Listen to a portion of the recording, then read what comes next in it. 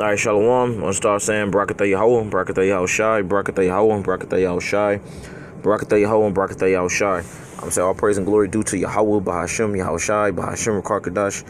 All right, double honors to our apostle, El's great millstone. All right, salutations to the Lord's elect out there teaching the word of truth, sincerity. All right, I did real quick. I'm gonna do a probably 2-part series to this, but this lesson will be called the pride of rabshakeh. All right, so I'm gonna start it from the top. It's Isaiah chapter 36 verse 1. It says, "Now it came to pass in the 14th year of King Hezekiah that sennacherib, king of Assyria, came up against all the defense cities of Judah and took them." All right, so you understand what's going on. All right, sennacherib. All right, he was conquering Jake. All right, our people. It said, "And the king of Assyria sent rabshakeh from Lachish to Jerusalem unto King Hezekiah with a great army. And he stood by the conduit of the upper pool in the highway of the fuller's field. Then came forth unto him Eliakim, Hilkiah's son, which was over the house, and Shebna the scribe, and Joah, and Asaph's son, the recorder. And and rabshakeh said unto them, Say ye now to Hezekiah, thus saith the great king, the king of Assyria, what confidence is this wherein thou trustest? I say, sayest thou, but they are but vain words. I have counsel and strength for war. It says, now on whom doest thou trust, that thou rebellest against me? It says, Lo, thou trustest in the staff of this broken reed on Egypt, wherein if a man lean, it will go into his hand and pierce it. So is Pharaoh king of Egypt to all that trust in him. And say, but if thou say to me, we trust in the Lord our God. See, and I said this is the main, the main major portion I'm gonna start honing in on right here.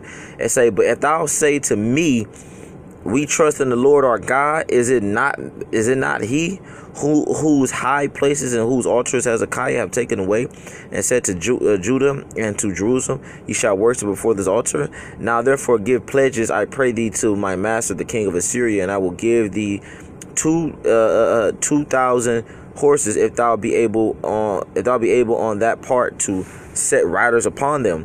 All right, so what you see is happening, rabshakeh, all right, he was a Babylonian official, all right, of sennacherib, king of Assyria, and he wanted him, he pretty much was trying to make Jake bow down, all right, to king of Assyria, all right, and as you already know, what I mean, Jake pretty much wasn't going for it, and they had a problem with that, and I want to get a scripture on that.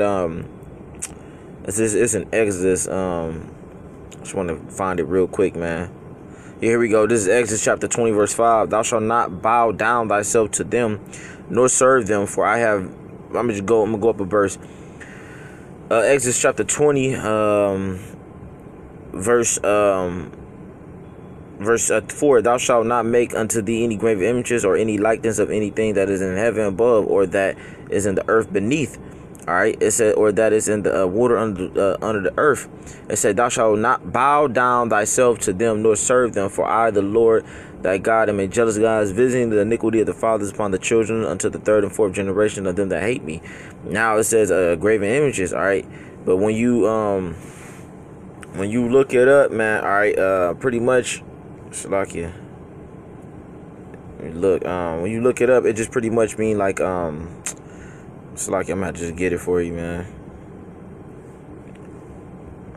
If my internet fucking, act right. It's like y'all can give me 1 second.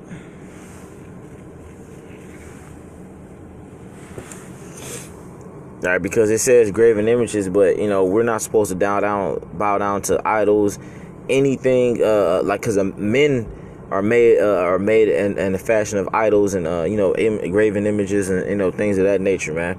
All right, a lot of them be having statues and shit like that built after them. All right, and like I said, that's put up as a graven image. All right, but and a lot of these men, especially during the ancient world, there was they was likened as to gods, man. All right, but man, my internet is just taking forever, so I'm gonna just go back, man. But man, Esau, man, he woo. But it says thou shalt not bow down thyself to them. All right, and that go for men as well. All right, so like I said, going back to the story. All right, Rabshakeh, he wanted us to bow down to the king of Syria at that time. So it says verse 9 say how then wilt thou turn away the face of one captain of the least of my master's servants, and put thy trust on Egypt for chariots and for horsemen? It say, and am I now come up without the Lord against this land to destroy it? The Lord said unto me, go up against this land and destroy it. Then said Eliakim and Shebna and Joah unto Rabshakeh, speak, I pray thee, unto thy servants in the Syrian language, for we understand it, and speak not to us in the Jews' language, in the ears of the people that are on the wall. And I show you that Jake understood other languages outside of their own native tongue. All right, which is our native tongue is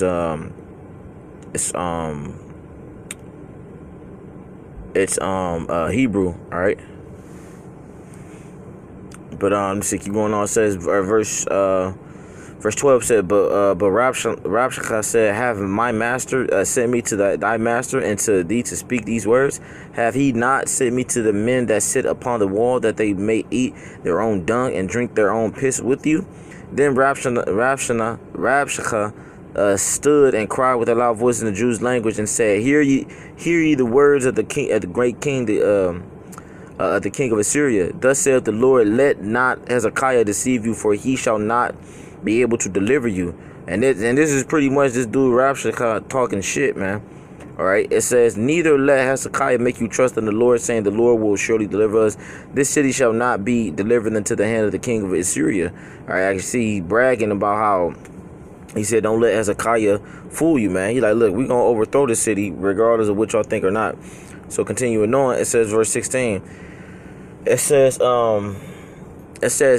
hearken not to Hezekiah, for thus saith the king of Assyria, make an agreement with me by a present, and come out to me, and eat ye every one of his vine, and every one of his fig tree, and drink ye every one the waters of his own cistern, until I come and take you away to a land like your own land, a land of corn and wine, a land of bread and vineyards. It said, beware lest Hezekiah persuade you, saying the Lord will deliver us. See, and this is that tactic that the other nations always use, man. They always wanted us to not believe that our God was going to deliver us. So he said, going to bring it back verse 18, he said, beware lest Hezekiah persuade you, saying the Lord will deliver us. Have any of the gods of the nations delivered his hand out of the hand of the king of Assyria? Because you gotta remember, these are Elamites, all right, these are Elamites, all right.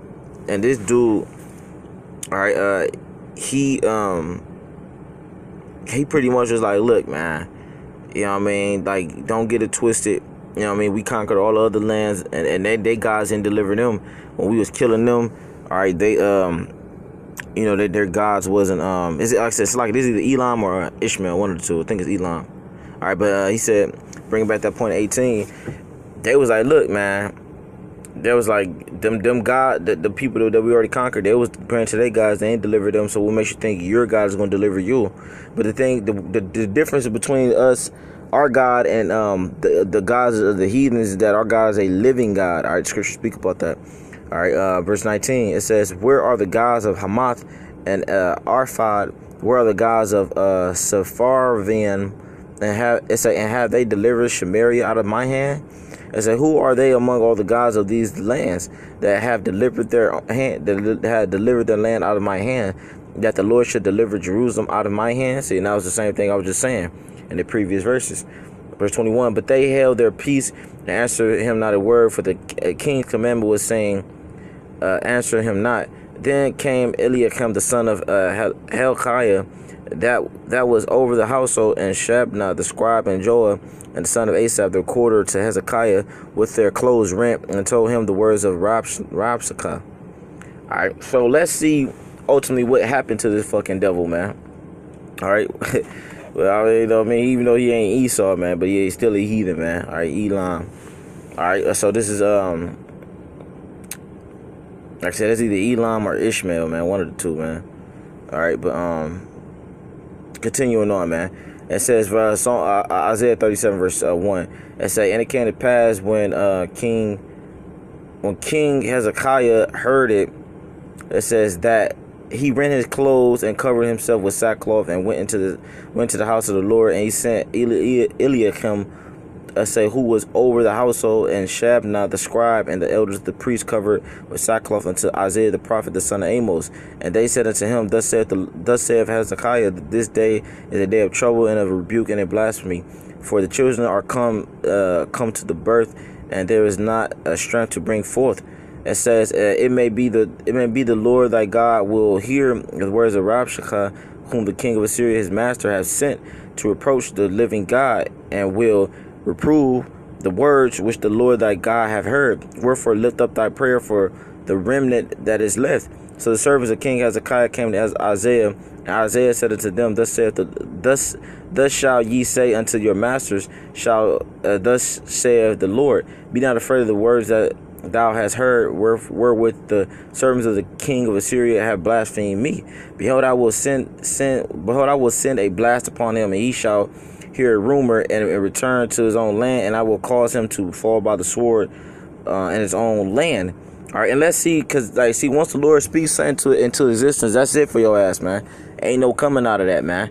So the Lord said, he was going to have him return to his own land and send a blast upon him. And let's see what that blast was. But let's keep reading on real quick. Verse 8, it says, So Rabshakeh returned and found the king of Assyria warring against Libnah, for he had heard that he was departed from Lachish. It said, and he heard say concerning Terhakah, king of Ethiopia, he is come forth to make war with thee. And when he heard it, he sent messengers to Hezekiah, saying, Thus shall ye speak to Hezekiah, king of Judah, saying, Let not thy God in whom thou trustest deceive thee, saying, Jerusalem shall not be given to the hand of the king of Assyria. And say, Behold, thou hast heard what the kings of Assyria have done to all lands by destroying them utterly, and shall thou be delivered? Have the gods of the nations delivered them which my fathers have destroyed, as Gozan and Haran and Reziph, and the children of Eden which were in Tel Lassar? All right, so when you keep reading on, like I said, because this is a lot of history, pretty much the Lord, like I said, I'm gonna just get to the point on a lot of this, man. All right, let me see, jumping down. See, okay, here we go. I'm jumping down. This is Isaiah 37 verse 36. It say, Then the angel of the Lord went forth and smote in the camp of the Assyrians 185,000. And when they arose early in the morning, behold, they were all dead corpses. So Sennacherib,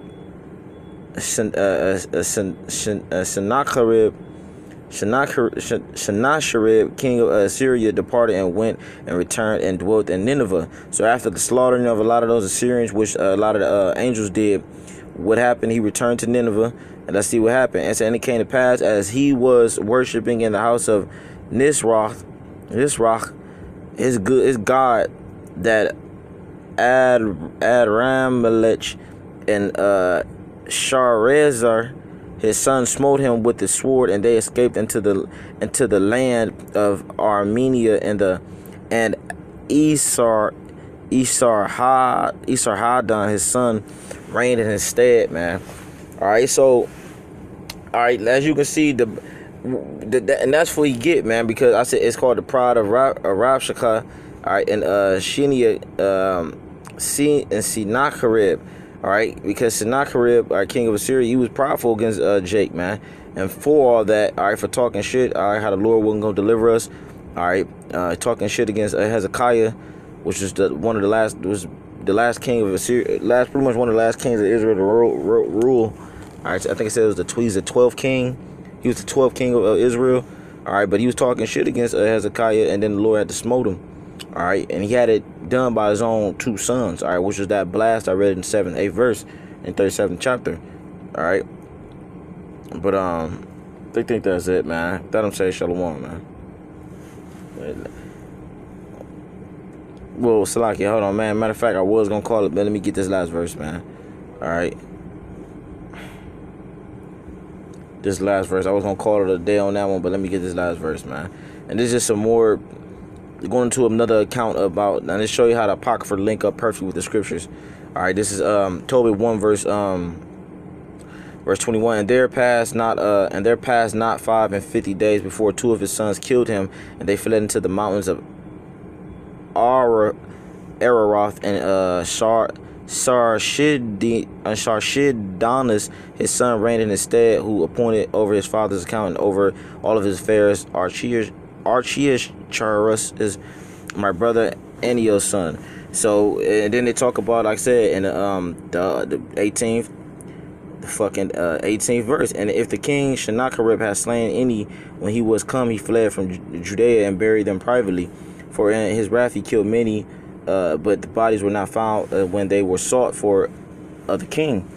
So he killed a lot of Israelites. And which column? Hold on.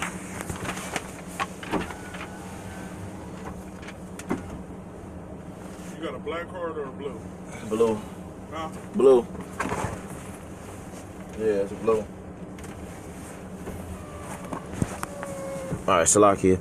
Yeah, but when you read, like I said, the 18th verse and the 19th verse, alright, that dude Sennacherib, alright, king of Assyria, he killed a lot of Israelites, and then Tobit, he buried them, alright, which is part of our Israelite customs, and then for that he made Tobit flee. All right, reading verse 19. And when one of the Ninevites went and complained of me to the king, that I buried them and hid myself understanding that I was sought for to be put to death, I withdrew myself for fear. Then all the goods were forcibly taken away, neither was there anything left me beside my wife Anna and my son Tobias. And like I said, the 21st verse is the same verse I just read pretty much, but it's giving you more detail. And Isaiah 37 chapter, like the 37 chapter, pretty much those last few verses. All right, about Sennacherib sons putting them to death. But hey man, with that, as I pray this edifying, I want to give all praise and glory to Yahweh, Bahashem, Yahweh Shai, Bahashem, Kadash. All right, double honor to our apostle Ezra Millstone, peace and mercy be unto the Lord's elect. Shalom.